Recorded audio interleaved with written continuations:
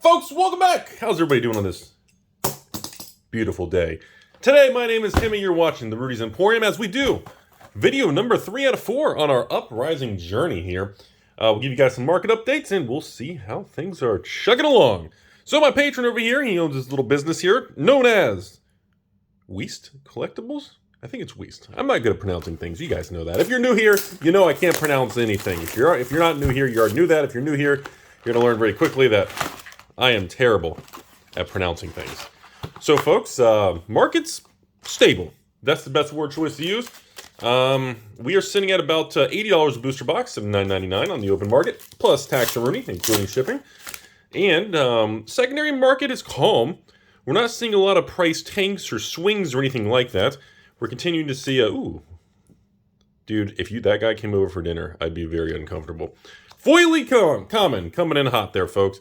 And I mean, if somebody, the supply is going to be interesting to see what happens when we have the multiple waves hit. That's what I'm really curious to see. These, I swear, this has got to be the most beautiful set of Flesh and Blood, in my opinion, probably since Tales. Yeah, I would say Tales, since Tales. Absolutely just gorgeous cards, man. Absolutely beautiful cards. And a foily common over there. Like I said, overall, the issue is the prices still remain kind of soft as far as the velocity of sales. So I don't know what that's going to mean as more and more supply keeps getting brought to market as we move through the year. Invoke and a foily common trade-in. Because that's my concern. If we actually start hitting like wave 3 or 4, I don't know if the market... Like, I don't want to be the guy that's like, I'll cut the print runs to 0. But, I think, we need to really, reflect on how many boxes need to be on the market. Oh, cold foil common coming in, baby. So we are looking at the old horns. They never get old, do they, folks? They never get old. Gorgeous, man. All right, so... And yeah, even the cold foil prices, gotta admit, not really a lot of activity on the old cold foil front, folks. All right, we got our liquefy. Wow, that looks cool. I have not seen that majestic. Dude, that is wild looking. For our second majestic foil rare, our first foil rare of the box opening, and of course the beautiful Miss Dart over there. I love the checklist. Anybody like this thing? It's not really a checklist, it's a placeholder card. Kind of Wizards does that with the flip cards. I still think it's cool. I always just call them checklists. It was a big thing in the, what was it, Shadows over Innistrad? I remember that back in the day. All right, here we go. Sift. Rapid Reflex. Foil common for the Balm. But see, that my concern remains... I guess the true colors are coming out of how much demand we need for boxes when we don't have evil investors and all that stuff. Everybody got their wish. Evil investors are gone. And that leads us to see what the actual true demand is for players only. So without collectors and investors, as we're all learning very, very quickly, you don't need a lot of boxes anymore, folks. Ooh, look what we got here. Ladies and gentlemen, in the back. Look at this, folks. What do we have here? Anybody? Look at that. Beautiful card. Holy smokes. Caloria, I think it's pronounced. My goodness, look at that marvel. And yes, by the way, folks, the previous video, one patron did get a cold foil common, the other one got a marvel. And Invoke the K. Gorgeous. I have to admit, there's no way I thought that a lot of these marvels, even in cold foil, would be priced where they are. I didn't see that coming at all, folks. Holy smokes, did I not see that coming. Like, here you go, if you guys want to see the difference. Foil common. But yeah, if you really want to really see the difference, here's the exact same card. So you can see on these things, you can see kind of when the light hits at the cold foil, see that? Kind of highlights the border. So they actually extended the art, which is my favorite part of it. The card looks stunning. And of course, the back of these things is just absolutely out of this world, man. Absolutely, I mean, flipping beautiful card. But anyways, yeah. And it still blows my mind that we're on the 7th Flesh and Blood set. My goodness, I cannot believe. I think this is one of the cards that has the extended arts, if I recall correctly, by the way. I'm pretty sure Stoke and Flames is one of our you can get the extended art or full art or whatever you want to call that. I'm pretty sure that's one of the cards that's offered. That I haven't seen it yet personally, but I'm pretty sure because I know there's a couple common cards that you can actually get with that. And I swear that's one of them. I thought I remember seeing that. Anyways, moving forward, Rise, Majestic, Insidious, Chill. Wow, beautiful card, man. Singe. So, I'm not really sure. I'm trying to figure out the rarity of the Marvel cards. Because we seem to, based on the supply on the market, they seem to be a lot less rare than everybody thought. You can see that is beautiful. Holy smokes. I think a lot of people, including me, thought that these Marvels were going to be like insanity, like one in, you know, I don't know, a couple hundred boxes. But apparently they are not as rare as everybody thought. So I'm not really sure if that's good or bad. I'm not sure how the market's going to value or appreciate that kind of thing. Anyways, that's really about it. Wave 2 for Flesh and Blood Uprising should be arriving within the next 7 to 10 days of the filming of this video, just so everybody knows. I know I have about 50, 60 patrons, or maybe 70, I can't recall. I gotta look at my records, that are actually, I was oversold on Wave 1. Majestic and beautiful Arctic Incarceration. And so I know I have a chunk of patrons who are waiting for that Wave 2.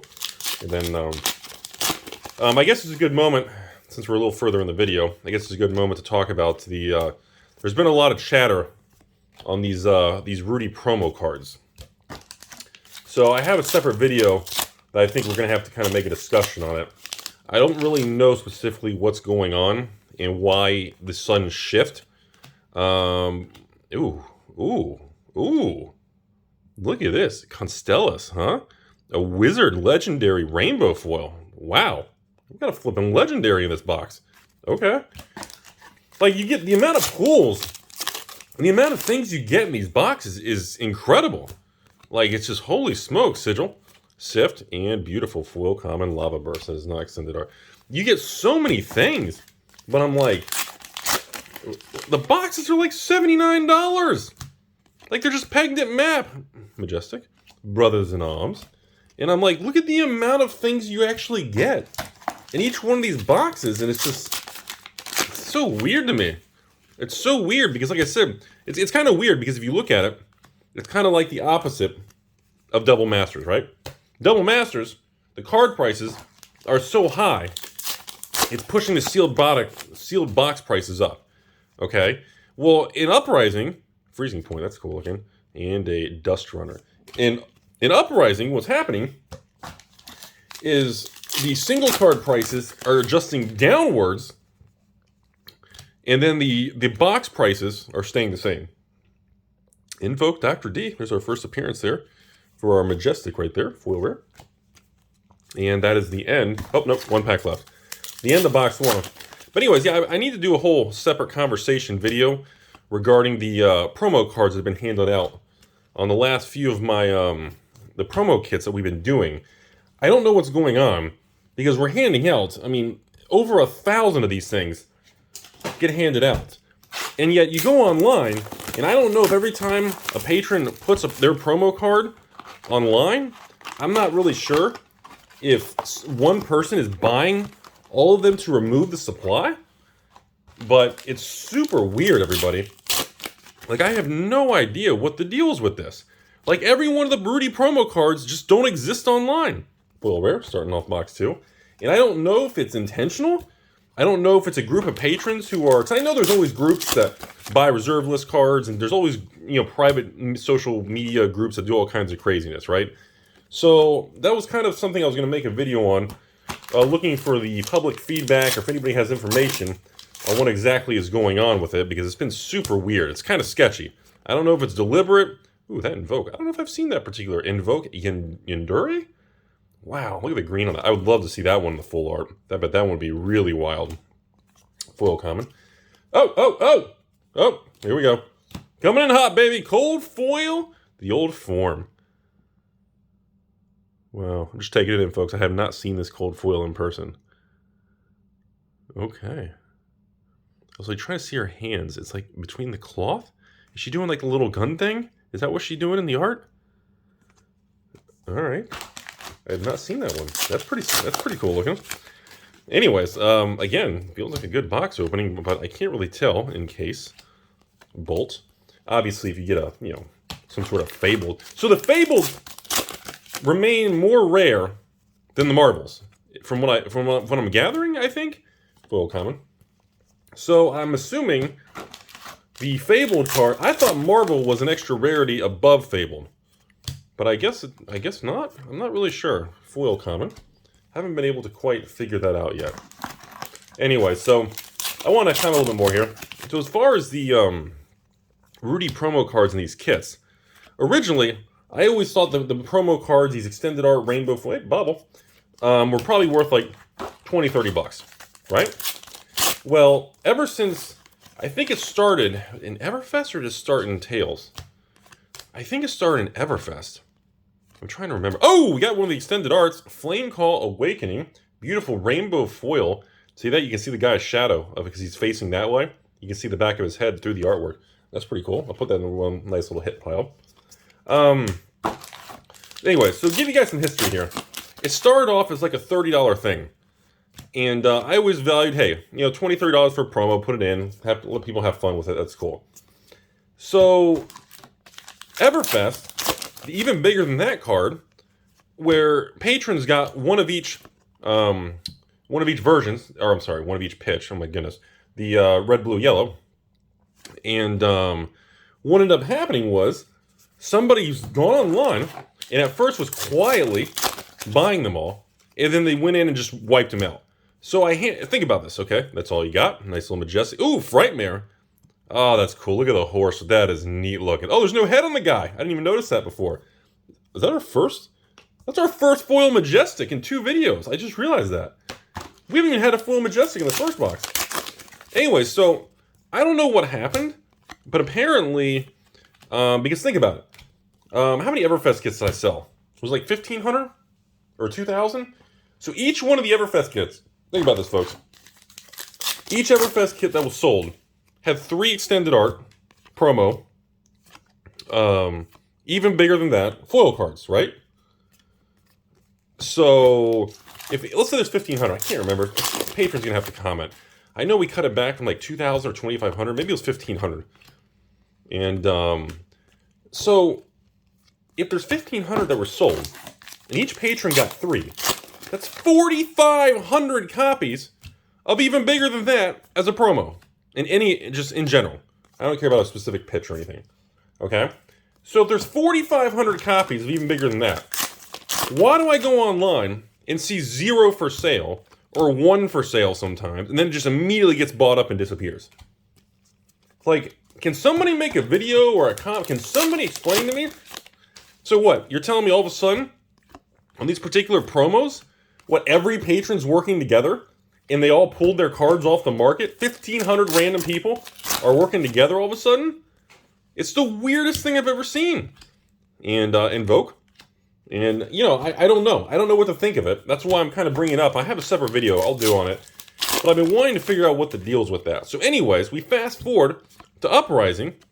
And hey, a little piece of equipment. A little foil common equipment. So we fast forward to Uprising, everybody, okay? Look at this. So we sold 700 of the 1,200 kits. Okay? So 700 kits are going. Hey, Majestic Thaw, first appearance. So 700 of the 1,200 kits are sold. So we have a wave 2 coming up here in a week for 500 kits, which, like 70 of the patrons have already overpaid. So there's only going to be like 400 something available. Limit 1. If you already purchased the patron, you can't buy again.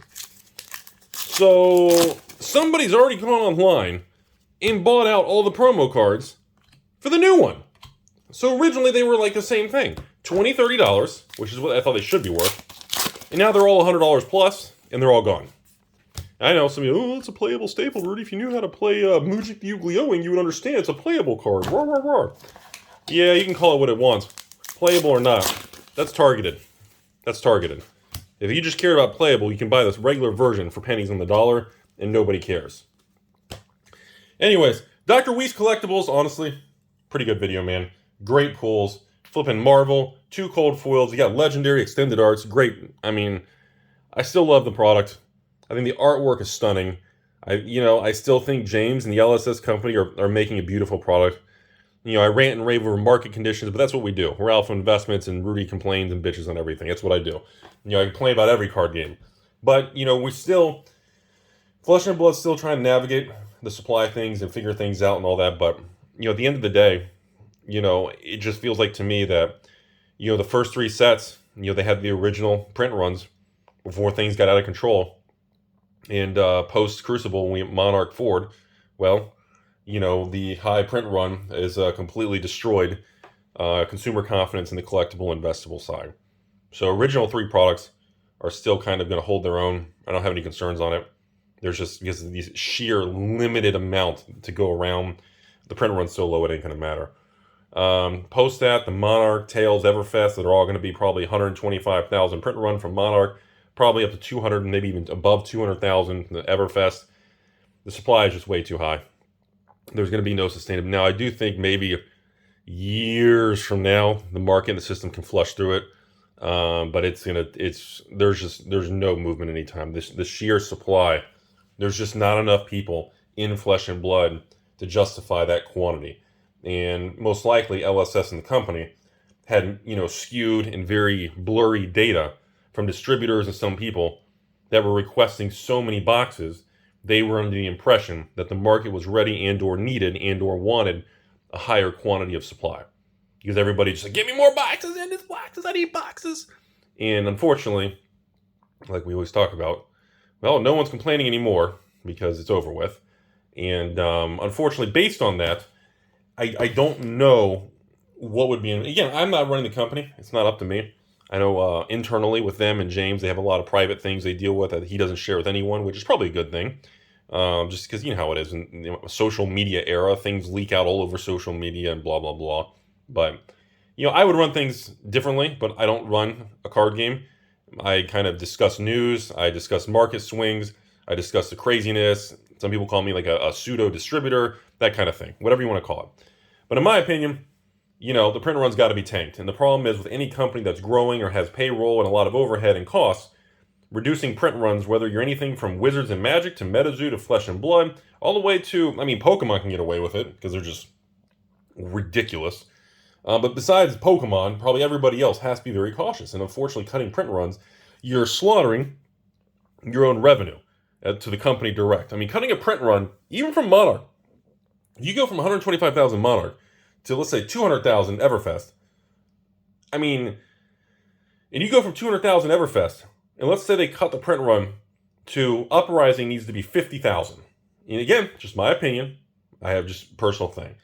If the print run is literally, Crucible, 37,000 range, 37,000, maybe a 40, 45, 50 range, you would see tighter market conditions. And yes, guess what, folks? The cards would be more expensive and people would complain and bitch. Oh my God, the tunic is over $200. Oh my God, the playable staples, I gotta spend money. Yeah, it's called a CCG. There are going to be expensive cards. And yeah, there is an aspect that you gotta pay for them. And there's an aspect that some cards that are desirable are going to be more expensive.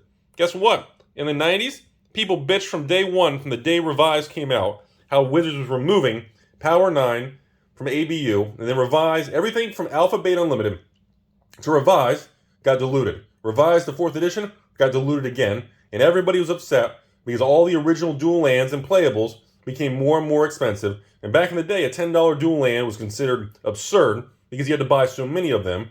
And the market, people complained back then. That was pre-internet era. And again, the definition of CCG, it's supposed to be that way. It's supposed to be a chase.